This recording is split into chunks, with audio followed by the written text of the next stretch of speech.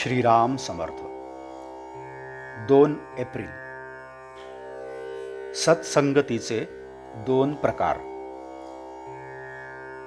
सत्संगती अति अपूर्व काम करणारी आहे. संतांची संगत 2 प्रकारे होऊ शकते.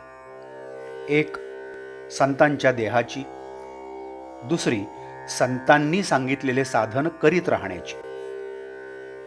यापैकी पहिली म्हणजे संताच्या देहाची संगती लाभणे फार कठीण आणि दुर्मिळ. कारण संत जरी खरा असला तरी त्याला ओळखणे कठीण असते आणि पुष्कळदा त्याच्या बाह्य वागणुकीवरून मनात विकल्प येण्याचा संभव असतो. आणि एखाद्या भोंदूशीच गाठ पडली तर त्याच्या संगतीपासून नुकसान हे ठरलेलेच. म्हणून पहिला म्हणजे संताच्या देहाच्या संगतीचा मार्ग हा पुष्कळदा धोक्याचा ठरण्याचा संभव असतो. दुसऱ्या मार्गाने जाण्यात म्हणजे त्याने सांगितलेले साधन करण्यात बिलकुल धोका नसतो. कारण खरा संत काय किंवा भोंदू साधू काय, कोणीही झाला तरी तो दुसऱ्याला सांगताना खरे आणि बरोबर असेल तेच सांगेल. तो भोंदू असला तरी आपला भोंदूपणा लपवण्याकरता जे बरोबर असेल तेच सांगणे त्याला जरूर असते. साधकाने शुद्ध भावनेने ते साधन केले की सत्संगतीचा फायदा मिळून त्याचे काम होते.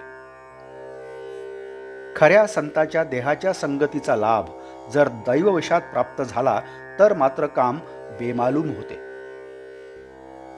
ज्या वाहनाचा आपण आश्रय करतो त्या वाहनाचा वेग हा आपला वेग होतो. फक्त त्या वाहनात निश्चल बसून राहणे एवढेच आपले काम असते. तसे आपण खऱ्या संताजवळ नुसते पडून राहावे. संताच्या संगतीत आपली कृती अशी काहीच नसते, नुसते अस्तित्व असते. त्यामुळे अहंकाराला वाव न राहून वासनेचा क्षय व्हायला फार मदत होते. तुकाराम महाराजांनी देवाजवळ धनसंपदा मागितली नाही, मुक्ती देखील नको असे म्हटले. फक्त संत संगती दे असे म्हटले. संत संगाने नाम घेण्याची बुद्धी येते. बुद्धीची स्थिरता ठेवणे हे फक्त नामानेच साधेल. नाम जरूर तेवढे ठेवते आणि बाकीचे नष्ट करून टाकते.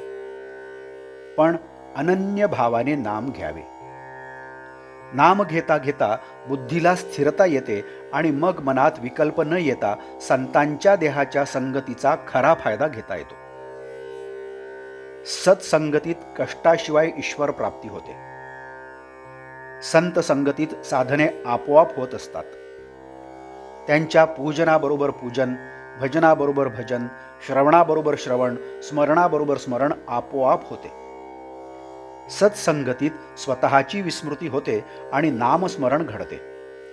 म्हणून प्रयत्नाने संत संगती करावी. तिथे प्रारब्ध आणू नये.